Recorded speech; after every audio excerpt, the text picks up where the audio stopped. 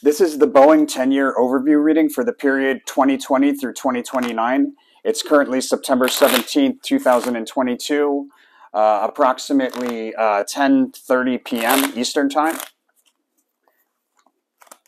So the overall theme and behavior for Boeing throughout the 10-year period is a decline from a support level through a support level to meet another support level, and then we rotate sideways along that support.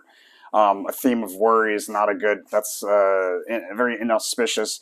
It's mixed. It's crossed with back and forth behavior through the same price level that confirms the bullish trend. So my first sense is that we drop through a support level, a critical support level, and this is on a multi-year chart of scale. So we drop through a critical support level, meet another critical support level, and we rotate sideways along of that.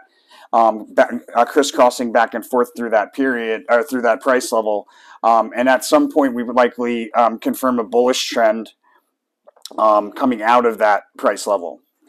Behavior around the high within that 10-year period, we have a decline that ends with a fast sudden move to the upside. That fast sudden move to the upside brings about forms the rally, or excuse me, forms the high for that 10-year period. Behavior around the low. So there's a decline, revisiting past problems, and a decline through a critical support level that we likely broke through in the like not the in the period, the 10-year period preceding 2020. So like 2010 through 2019, there would have been a critical support level that we broke through. We'll likely see us breaking through that again in this 10-year period. 2020, we have a sideways rotation, or excuse me, sideways decline with a bearish trend that precedes a rally. 2021, decline continues. It picks up speed, something global. 2022, there's a notable reversal in 2022 that'll stand out on a multi-year chart. 2024, 2023, multiple failed attempts to break through key resistance on a multi-year chart. 2024, we rotate sideways along a key support level with equal amounts of bulls and bears, inflow, outflow, that sort of thing. It's kind of balanced. Then there's a decline in 2025 that increases with momentum as we move forward into the year. 2026, we have a move higher through a critical resistance level. We stay above it briefly, and this is on a 10-year scale or a multi-year chart. We stay above it briefly, and we break back down through the same price level. This is likely like a prominent peak of some kind. After that notable decon, there's a prominent peak here in 2026. The abundance card generally speaks of some sort of important peak or crest. 2027, we have a period of sideways rotation with a sharp dip, and in the midst of that sharp dip, we revisit a past support level that we visited sometime late in the 2010 to 2019 period. And then we have a move higher in 2028. We have a move higher through a critical resistance level on a multi-year chart. We stay above it briefly, and then we have a full retracement back down through the same price level. 2029, there's an intentional fake out, shakeout of some sort here, something treacherous, something deceitful.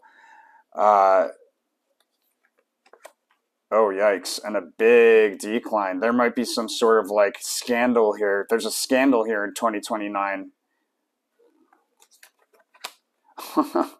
Okay, yeah. And you're going to want to get out the sneak preview for the following year. So it's a sideways, it's a decline with a sideways S formation, a decline, incline, decline from a resistance to a support to a resistance to a support. And then trade time. Good trades. The best trade will be highlighted here. It'll be correlated to the completion card. That already makes sense down here. Let's see if we can find some correlations here. So we've got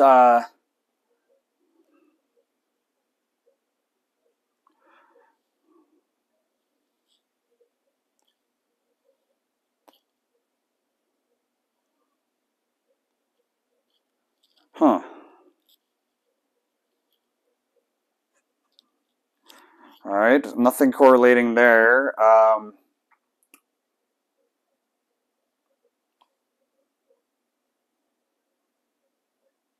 Uh, Actually, there is a correlation. So we have a correlation here with the Empress card to the theme card. So an important year, 2020 was an important year. Um, let's see. And then the Virtue card.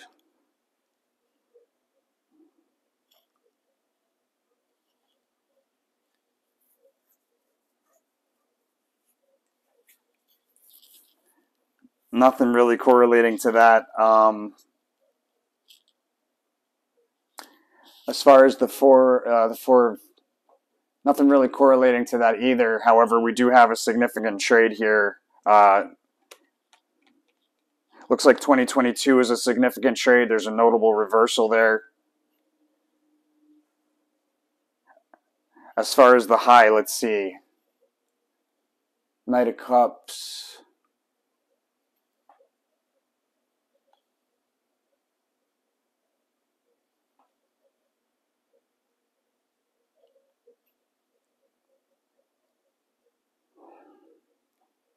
Yeah, nothing there really. And then the Hermit card.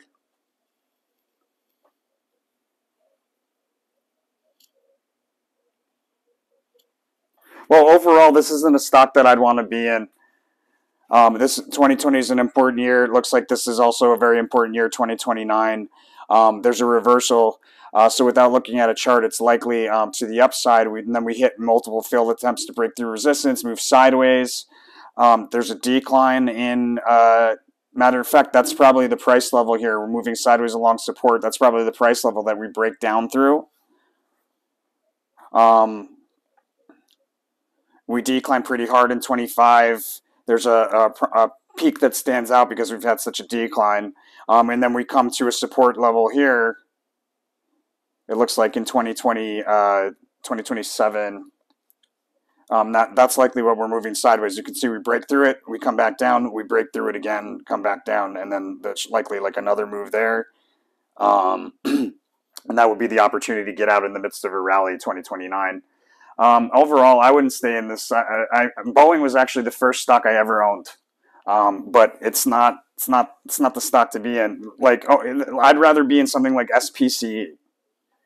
With that said, guys, thanks for watching. Don't forget to subscribe, hit that like button. Most importantly, my friends, when you make that money from this reading, make sure you follow that rule of karma. A little bit forward, a little bit backwards, spend it all out of love, and the universe is going to send it back to you tenfold in all directions, my friends. I'll see you on the next one.